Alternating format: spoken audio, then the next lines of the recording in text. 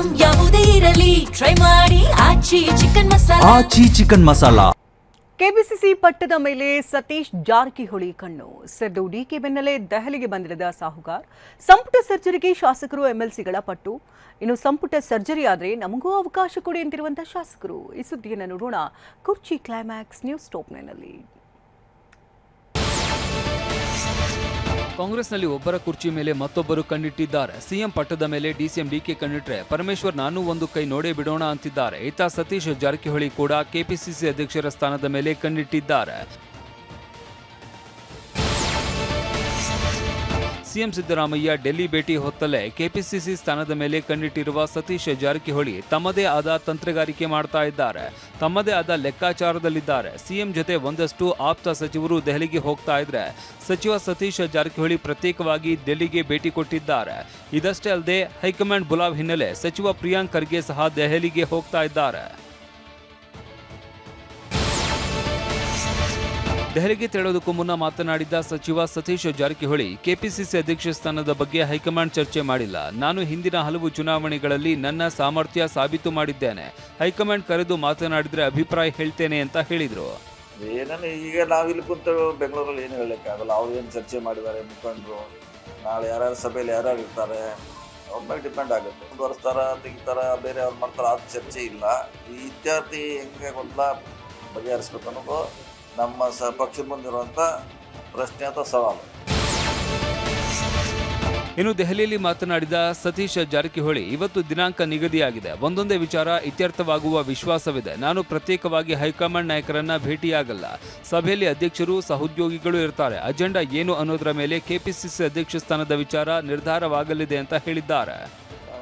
ಆದಷ್ಟು ಬೇಗ ಒಂದೊಂದು ಇತ್ಯರ್ಥಿ ಆಗ್ಬೇಕಂತ ಅಷ್ಟೇ ಗೊತ್ತಾಗ ನೋಡೋಣ. ನಾಳೆ ಏನಾಗ್ತೈತಿ, ಯಾವ ಫಸ್ಟ್ ಅಜೆಂಡಾ ಏನಿದೆ ಗೊತ್ತಿಲ್ಲ. ಅದ್ರ ಮೇಲೆ ಎಲ್ಲ ಅವಲಂಬನೆ ಡಿಪೆಂಡ್. ಗೊತ್ತಿಲ್ಲ ಯಾರ್ತಾರೆ ನನಗೆ. ವರಿಷ್ಠ ಇರ್ಬೋದು, ಎಲ್ಲರೂ ಅಧ್ಯಕ್ಷರು ಇರ್ತಾರೆ, ಅವರೆಲ್ಲ ಸಹೋದ್ಯೋಗಿಗಳು ಇದ್ದೇ ಇರ್ತಾರೆ. ಸೊ ನೋಡೋಣ, ಒಂದೇ ಮೀಟಿಂಗ್ ಆಗ್ತೈತೆ ಮತ್ತೆ ಸೀರೀಸ್ ಆಫ್ ಮೀಟಿಂಗ್ ಆಗ್ತೈತೆ ಗೊತ್ತಿಲ್ಲ. ಪ್ರಾರಂಭ ಅಂತ ಆಗ್ತದೆ, ಅದೊಂದೇ ಅಷ್ಟೇ ಸಂತೋಷಕರ ಸಂಗತಿ ಅಷ್ಟೇ. ಸಚಿವರು ಮಾತ್ರವಲ್ಲ, ದೆಹಲಿಗೆ 45ಕ್ಕೂ ಹೆಚ್ಚು ಶಾಸಕರು 10ಕ್ಕೂ ಹೆಚ್ಚು ಎಂಎಲ್ಸಿಗಳು ನಿನ್ನೆನೇ ಹೈಕಮಾಂಡ್ ಭೇಟಿಗೆ ಆಗಮಿಸಿರುವುದು ತೀವ್ರ ಕುತೂಹಲ ಮೂಡಿಸಿದೆ. ಇವತ್ತು ಇನ್ನಷ್ಟು ಶಾಸಕರು ದೆಹಲಿಗೆ ಬರುವ ಸಾಧ್ಯತೆ ಇದೆ. ದಿಲ್ಲಿಗೆ ತೆರಳುವ ಮುನ್ನ ಕೆಂಪೇಗೌಡ ಏರ್ಪೋರ್ಟ್ನಲ್ಲಿ ಮಾತನಾಡಿದ ಶಾಸಕ ಬೇಳೂರು ಗೋಪಾಲಕೃಷ್ಣ, ನಾವು ಕೂಡ ಸಚಿವಾಕಾಂಕ್ಷಿಗಳಿದ್ದೇವೆ, ಏನಾಗುತ್ತೋ ನೋಡೋಣ ಅಂತ ಹೇಳಿದರು.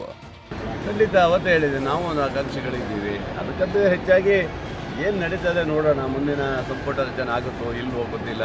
ಒಟ್ಟಲ್ಲಿ ನಾವು ಸಹ ವರಿಷ್ಠರು ಭೇಟಿ ಮಾಡೋಣ ಅನ್ನೋ ದೃಷ್ಟಿಯಿಂದ ಅವ್ರ ಜೊತೆ ಹೊರಟಿದ್ದೀವಿ.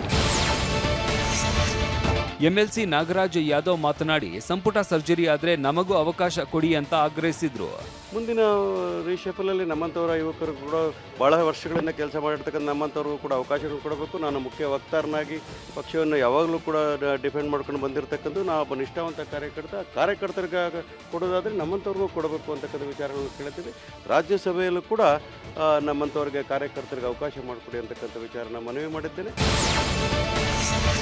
ಹೈಕಮಾಂಡ್ನಿಂದ ಕರೆ ಬರುತ್ತೆ ಅನ್ನೋದನ್ನ ಮೊದಲೇ ಊಹಿಸಿದ್ದ ಸಿದ್ದರಾಮಯ್ಯ ಈ ಹಿಂದೆಯೇ ಒಂದು ಸೀಕ್ರೆಟ್ ಸಭೆ ನಡೆಸಿದ್ರು. ಕೆಲ ದಿನಗಳ ಹಿಂದೆ ಬೆಂಗಳೂರಿನ ಕನ್ನಿಂಗ್ ಹ್ಯಾಮ್ ರಸ್ತೆಯಲ್ಲಿ ಒಂದು ಸಭೆ ನಡೆದಿತ್ತು. ಖಾಸಗಿ ಸ್ಥಳದಲ್ಲಿ ಸಭೆ ಸೇರಿದ್ದ ಸಿದ್ದರಾಮಯ್ಯ ಅಂಡ್ ಟೀಮ್ ಮುಂದಿನ ತಂತ್ರಗಾರಿಕೆ ಬಗ್ಗೆ ಸುದೀರ್ಘ ಚರ್ಚೆ ನಡೆಸಿದ್ರು.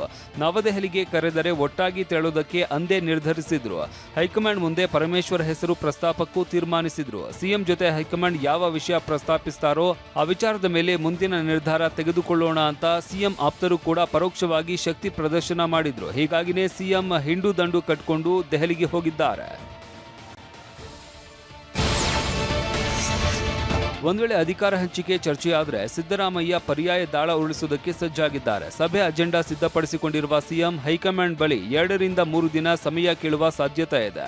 ಯಾಕಂದ್ರೆ ಸಿಎಂ ಸ್ಥಾನಕ್ಕೆ ಪರಮೇಶ್ವರ್ ಹೆಸರು ಕೇಳುವ ಬದಲು ಹೊಸ ಪ್ಲಾನ್ ಮಾಡಿಕೊಂಡಿದ್ದಾರೆ. ಆಪ್ತರೊಂದಿಗೆ ಚರ್ಚಿಸಿ ನಿರ್ಧಾರ ತಿಳಿಸುವುದಾಗಿ ವರಿಷ್ಠರ ಮುಂದೆ ಹೇಳುವುದಕ್ಕೆ ಮುಂದಾಗಿದ್ದಾರೆ. ಇಷ್ಟೇ ಅಲ್ಲ, ಸಚಿವ ಸಂಪುಟ ವಿಸ್ತರಣೆ ಪುನಾರಚನೆ ಬಗ್ಗೆ ಗಟ್ಟಿಯಾಗಿ ಧ್ವನಿ ಎತ್ತುವ ಸಾಧ್ಯತೆ ಇದೆ. ಹಾಗೆಯೇ ಒಂದು ವೇಳೆ ಸಂಪುಟ ಪುನಾರಚನೆ ಮಾಡದಿದ್ರೆ ಏನಾಗಬಹುದು ಅನ್ನೋದನ್ನು ಹೇಳೋದಕ್ಕೆ ತಯಾರಿ ಮಾಡಿಕೊಂಡಿದ್ದಾರೆ. ಇತ್ತ ಡಿಸಿಎಂ ಡಿಕೆ ಕೂಡ ಪ್ಲಾನ್ಗಳನ್ನ ಮಾಡಿಕೊಂಡಿದ್ದಾರೆ. ಹೈಕಮಾಂಡ್ ನಿರ್ಧಾರದ ಕಡೆ ಡಿಸಿಎಂ ಡಿಕೆ ಚಾತಕ ಪಕ್ಷಿಯಂತೆ ಮುಖ ಮಾಡಿ ಕುಳಿತಿದ್ದಾರೆ. ಹೈಕಮಾಂಡ್ ನಿರ್ಧಾರದ ಮೇಲೆ ಡಿಕೆ ಕನಸಿನ ಅಳಿವು ಉಳಿವು ನಿಂತಿದೆ. 2028ರ ವಿಧಾನಸಭಾ ಚುನಾವಣೆ, 2029ರ ಲೋಕಸಭೆ ಚುನಾವಣೆ ಹಿನ್ನೆಲೆ ತನ್ನ ನಾಯಕತ್ವದ ಅನಿವಾರ್ಯತೆ ಬಗ್ಗೆ ಡಿಕೆ ಈಗಾಗಲೇ ಮನವರಿಕೆ ಮಾಡಿದ್ದಾರೆ. ರಾಹುಲ್ಗಿಂತ ಹೆಚ್ಚಾಗಿ ಸೋನಿಯಾ ಗಾಂಧಿ ಅವರ ಮೇಲೆ ನಂಬಿಕೆ ಇಟ್ಟಿದ್ದಾರೆ.